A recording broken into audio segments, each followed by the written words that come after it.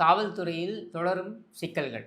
இதுதான் இன்னைக்கு நம்ம பேச போறது. நேத்திக்கு மீடியா முழுக்க இது பேசு பொருளாச்சு. இது ஏன் பேசு பொருளாச்சு அப்டின்னா, இந்த காட்சி, இந்த காணொளி நீங்க பாருங்க.